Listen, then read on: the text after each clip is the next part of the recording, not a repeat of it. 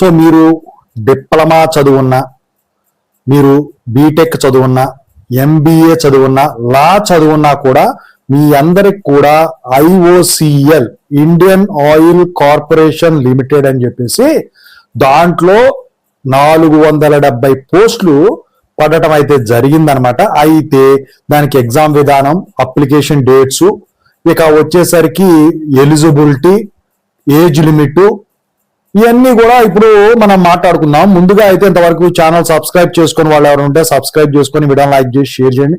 మీకు కనుక నాతో మాట్లాడాలంటే కాల్ మీ ఫోర్ ద్వారా కాల్ చేయండి. Telugu engineering Telegram channel join అవ్వండి. ఈ వీడియోకి హైప్ అవ్వండి. ఇక టాపిక్ లో వెళితే ఏంటంటే ముందుగా ఇందుట్లో కేటగిరీస్ ఇచ్చారండి. అందుట్లో graduate engineer in grade A. So ఈ గ్రేడ్ ఏ కింద వచ్చేసరికి UGC AICTE రికగ్నైజ్ చేసిన కాలేజీల్లో కానీ యూనివర్సిటీల్లో కానీ చదివి ఉన్న వాళ్ళు ఎవరైతే ఉన్నారో ఈ డిసిప్లిన్స్, ఇప్పుడు చెప్పబోయే డిసిప్లిన్స్, వాళ్ళు eligible. Chemical engineering, civil engineering, వాటికి సబ్ కేటగిరీస్ ఉన్నాయండి. అందుట్లో ఆ సబ్ కేటగిరీస్ అనేవి డిసిప్లిన్, ఎలిజిబుల్ డిసిప్లిన్స్ కింద వస్తాయి. సో అవి కూడా మీకు ఉంటాయి అన్నమాట. Chemical, civil, computer science and information technology, అలాగే electrical engineers, electronics and communication, instrumentation, mechanical. So వీళ్ళందరూ కూడా ఇప్పుడు చెప్పిన కేటగిరీలో పోస్టులు ఉన్నాయన్నమాట. అయితే వీళ్ళకు బీటెక్ కానీ BE ఈక్వలెంట్ కానీ క్వాలిఫికేషన్ ఉండాలి. జనరల్ అయినా, EWS అయినా, OBC అయినా వచ్చేసరికి పర్సంటేజ్ ఎంత ఉండాలంటే greater than equal to 65% marks. అదే SC ST PWBD వాళ్ళకి వచ్చేసరికి greater than equal to 55% marks. అన్ని బ్రాంచ్లకి అంతేనండి. ఇక second type of job officer, marketing officer అంటారు. ఇది గ్రేడ్ ఏ అండి. అయితే ఇక్కడ 2 years full time regular qualification ఉండాలన్నమాట. మీకు డీమ్డ్ యూనివర్సిటీ అయినా పర్లేదు. అయితే MBA వాళ్ళండి దానికి. సో వాళ్ళకి సేమ్ ఈ జనరల్, EWS, OBC వాళ్ళకి వచ్చేసరికి గ్రేటర్ దాన్ ఈక్వల్ టు 60% మార్కులు. SC ST PWD వాళ్ళకి greater than equal to 55% marks అనమాట. ఇక థర్డ్ వచ్చేసరికి ఆఫీసర్స్, లా చదివిన వాళ్ళు, గ్రేడ్ ఏ అనమాట అది కూడా. సో వీళ్ళకు వచ్చేసరికి జనరల్, EWS, OBC, NCL అంటారు కదా. సో అందుట్లో graduation 60%, LLB 60%, 5 years integration course LLB డిగ్రీకి వచ్చేసరికి 60%. అదే SC ST PWD వాళ్ళకి వచ్చేసరికి అన్ని కూడా 50%. ఓకేనా. సో ఈ LLB డిగ్రీ అనేది బార్ కౌన్సిలింగ్ ఆఫ్ ఇండియా ద్వారా రికగ్నైజ్ అయ్యి ఉండాలి మీరు చదివింది. ఇక నాలుగోది వచ్చేసరికి అసిస్టెంట్ క్వాలిటీ కంట్రోల్ ఆఫీసర్.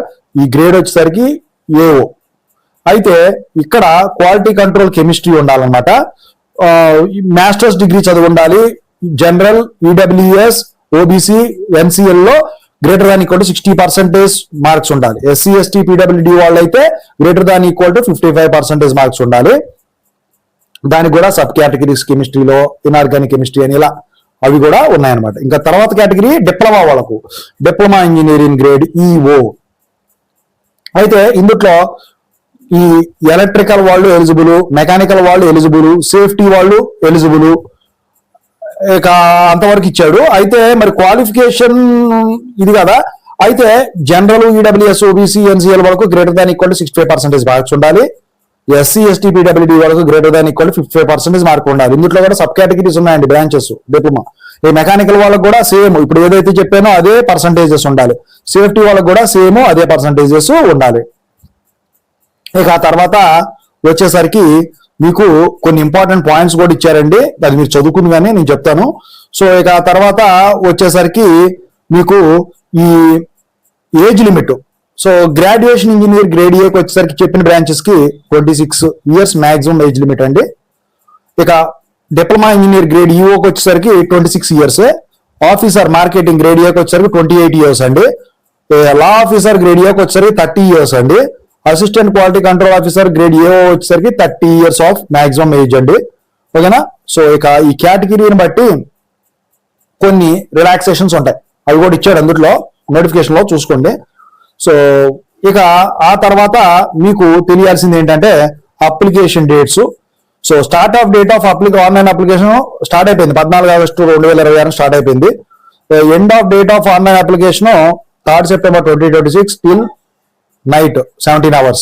ఇక అడ్మిట్ కార్డ్స్ ఇష్యూ చేసేది 15 సెప్టెంబర్ 26. సిబిటి ఎగ్జామ్స్ 24 సెప్టెంబర్ 2026 నుంచి ఉంటాయండి. సో విజయవాడ తప్ప విశాఖపట్నం, రాజమండ్రి, వరంగల్, కరీంనగర్, కాకినాడ వీటిల్లో ఉన్నాయండి సిబిటి సెంటర్స్. అయితే ఇక్కడ మీకు ఎగ్జామ్ పెట్టే విధానం సిబిటిలో మరి సిలబస్ ఏంటంటే ఒకటి జనరల్ ఆప్టిట్యూడ్, ఇంకోటి డొమైన్ ఆప్టిట్యూడ్, డొమైన్ నాలెడ్జ్ అంటే మీ బ్రాంచ్ సంబంధించింది. So general aptitude, quantitative aptitude 20 క్వశ్చన్లు ఉంటాయి. లాజికల్ రీజనింగ్ వచ్చేసరికి 15 క్వశ్చన్లు ఉంటాయి. Verbal ability of English language వచ్చేసరికి 15 క్వశ్చన్లు ఉంటాయి. మొత్తం 60 నిమిషాలు, 20 నిమిషాలు compensatory time for eligible candidates. అలాగే డొమైన్ నాలెడ్జ్ లో 50 క్వశ్చన్స్ ఉంటాయండి, 90 మినిట్స్ టైము. 120 మినిట్స్ వచ్చేసరికి కాంపెన్సేటరీ టైం అంటే 30 మినిట్స్. దానికేమో 20 మినిట్స్, దీనికేమో 30 మినిట్స్ ఎలిజిబుల్ క్యాండిడేట్స్ కి ఇవ్వడం జరుగుతుంది అనమాట. సో స్క్రైబ్ సంబంధించిన డీటెయిల్స్ అవన్నీ కూడా ఇచ్చారనమాట. షార్ట్ లిస్టింగ్ ప్రాసెస్ ఉంది, ఇక డాక్యుమెంట్స్ ఏమేమి ఉండాలి అవి మొత్తం కూడా ఇవ్వడం జరిగింది. అయితే అవన్నీ కూడా మీకు PDF అందులో షేర్ చేస్తాను టెలిగ్రామ్ లో, చూసుకోండి. I wish all the best.